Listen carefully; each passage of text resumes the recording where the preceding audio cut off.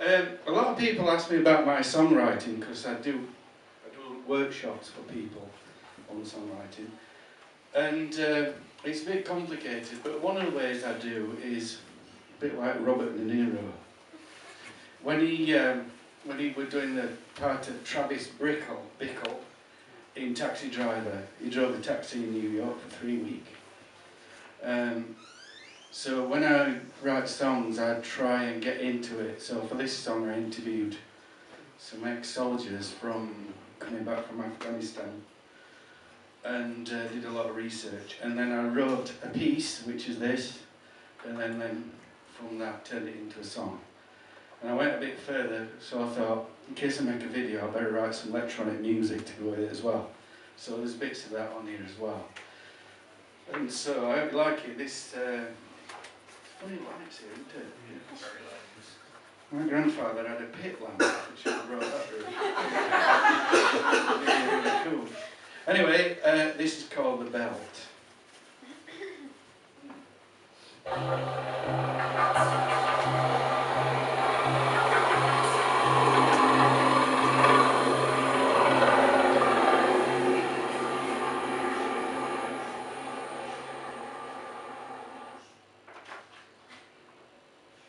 I remembered the ringing in my ears that lasted for 2 days.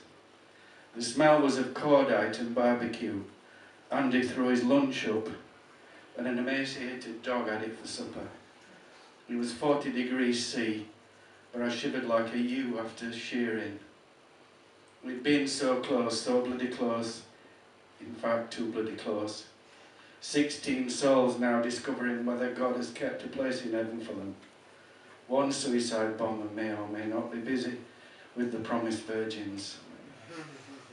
The street had been quiet and a few market stalls doing slow but steady trade. The scent of the hibiscus flowers and the sandalwood internally massaging the levels of anxiety and alertness down. On a stall, some white training shoes were gleaming like a lighthouse amongst the brown and black leather footwear that clearly didn't fit the labels. The trainers stood out like 2 big haricot beans in a plate of brown Windsor soup. All it took was a blink of an eye. Robbie and Andy turned slightly to get a better look at the stall, and a Toyota Hilux Uke came round the corner, almost on 2 wheels, and down the alleyway. Somebody threw a white bundle out of the tailgate of the 4-wheel drive, and it disappeared into the dust before we could aim our L85s. The bundle moved and rolled, stunned by the shock of the drop, and in a voice called out in Pashto, "Help me." Robbie dropped his pack and moved forward. I remember the ringing in the ears that lasted for 2 days.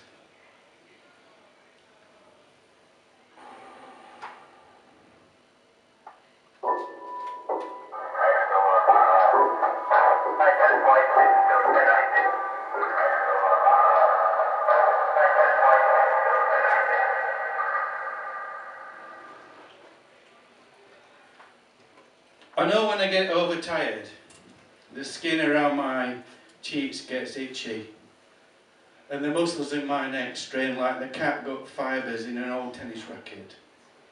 It was straining that day big time.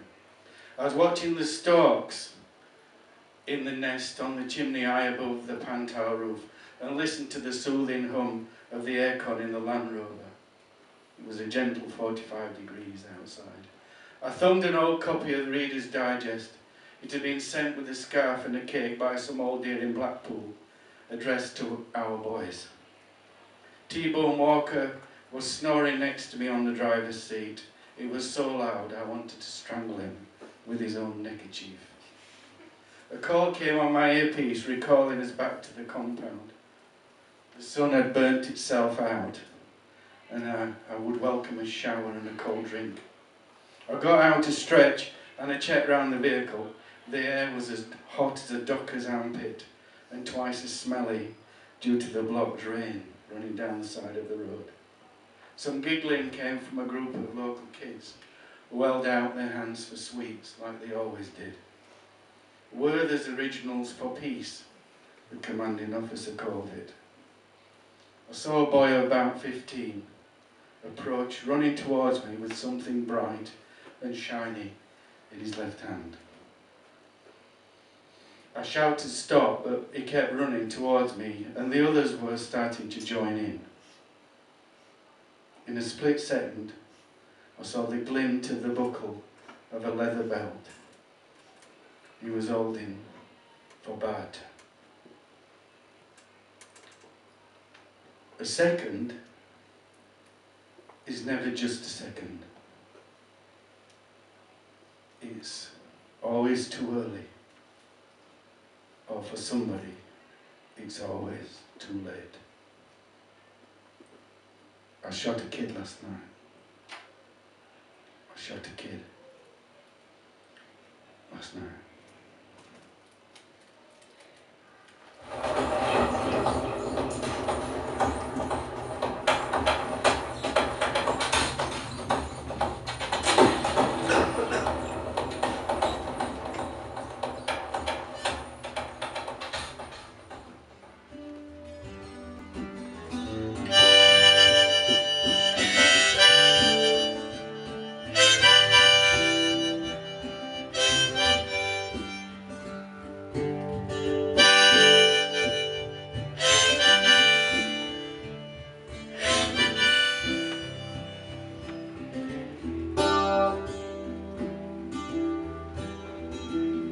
From his bellow at the touchline, like a foghorn out at sea, his hands as big as shovels, sawing up the fallen tree.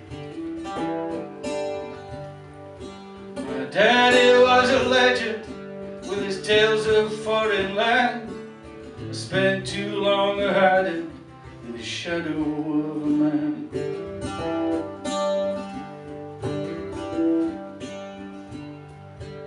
Swapped the rules domestic for a khaki-clad regime.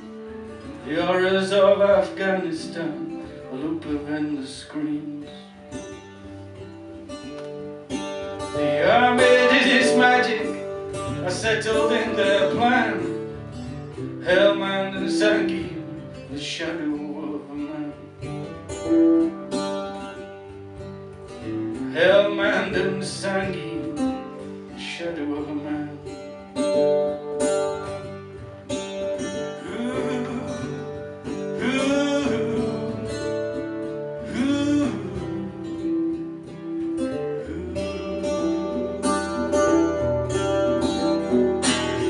Glasgow in December, when roaring through the streets, I changed my medication to eradicate the dreams.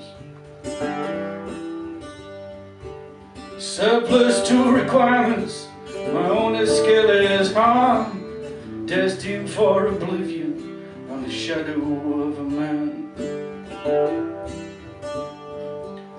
Destined for oblivion on the shadow of a man.